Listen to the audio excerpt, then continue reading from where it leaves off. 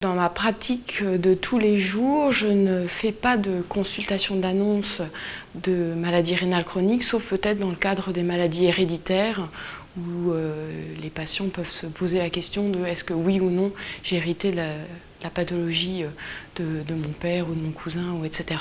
Alors est-ce que ça a du sens d'annoncer l'insuffisance rénale terminale, alors que dans le fond on sait aujourd'hui que pratiquement 40% des maladies rénales chroniques ne progressent pas.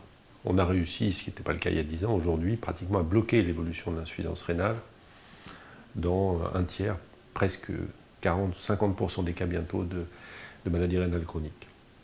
Et donc pour ces patients-là, pour ceux qui sont remarquablement stables et qui n'évolueront jamais vers l'insuffisance rénale terminale, il n'y a pas d'annonce particulière à faire, si ce n'est la stabilité de la situation.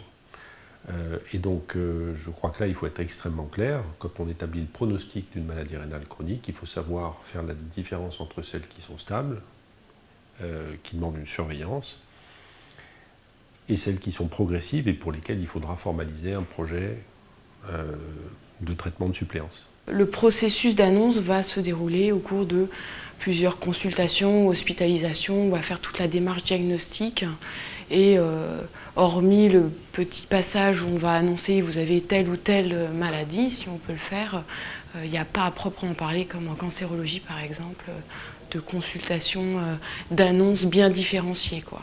Et après, certains patients ne sont pas tellement demandeurs d'informations. Il y en a qui arrivent avec leur enveloppe d'examen, même pas décachetée. Ils n'ont pas voulu regarder les résultats des examens biologiques. Donc je pense que notre rôle, c'est de s'adapter à leurs demandes d'informations.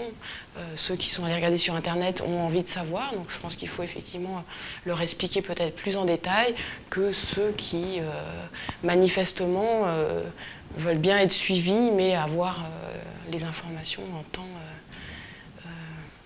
réel, quoi, et pas se projeter trop dans l'avenir.